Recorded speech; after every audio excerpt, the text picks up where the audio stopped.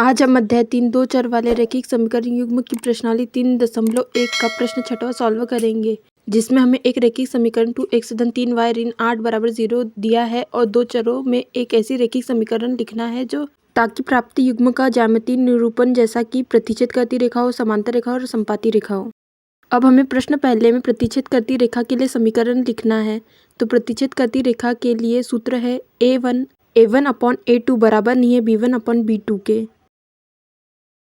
अब हमें एक समीकरण दिया है 2x धन 3y ऋण 8 बराबर 0। अब हमें एक ऐसा सूत्र लिखना है जो प्रतिच्छेद करती रेखा के सूत्र को सिद्ध करे। अब हम समीकरण 2 में 2x के जगह 5x लिखेंगे तो वह a1 अपॉन a2 बराबर नहीं होगा तथा 3y की जगह 2y ऋण 8 बराबर 0।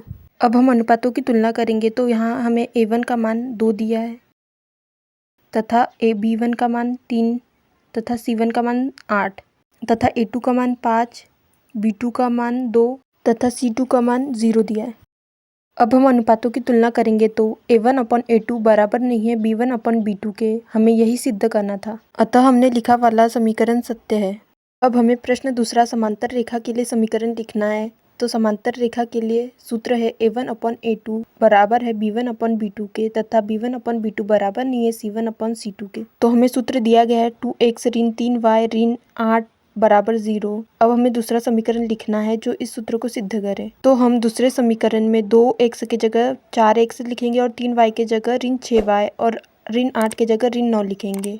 तो a1 का मान हमें 2 दिया है, b1 का मान ऋण 3 तथा c1 का मान ऋण 8 और a2 का मान 4, b2 का मान ऋण 6 तथा c2 का मान ऋण 9 दिया है। अब हम तुलना करेंगे तो a1 अपॉन a2 बराबर 2/4 होगा। अब इसे सॉल्व करेंगे तो 1/2 आएगा तथा b1 अपॉन b2 का मान ऋण 3/6 दिया है। इसको सॉल्व करेंगे तो 1/2 आएगा तथा c1 अपॉन c2 का मान ऋण 8/9 दिया है। अतः a1 अपॉन a2 बराबर है b1 अपॉन b2 के तथा बराबर नहीं है c1 अपॉन c2 के। अतः हमने जो समीकरण लिखा है वह सही है। अब हम प्रश्न तीसरा सॉल्व करेंगे, जिसमें हमें संपाती रेखा के लिए समीकरण लिखना है। तो संपाती रेखा के लिए सूत्र है a1 अपॉन a2 बराबर है b1 अपॉन b2 के तथा बराबर है c1 अपॉन c2 के। तो हमें सूत्र दिया गया है 2x ऋण 3y ऋण 8 बराबर 0। अब हम दूसरे समीकरण में 2x की जगह 4x लिखेंगे तथा 3y की जगह ऋण 6y तथा ऋण 8 की जगह ऋण 16। अब हम तुलना करेंगे तो a1 अपॉन a2 का मान 2/4 दिया है तथा b1 अपॉन b2 का मान ऋण 3/6 दिया है और इसको सॉल्व करेंगे तो 1/2 आएगा तथा इसको भी सॉल्व करेंगे तो 1/2 आएगा और c1 अपॉन c2 का मान ऋण 8/16 दिया है। इसको सॉल्व करेंगे तो 1/2 आएगा। अतः a1 अपॉन a2 बराबर है b1 अपॉन b2 के तथा c1 अपॉन c2 के। अतः हमने जो समीकरण लिखा है वो सही है।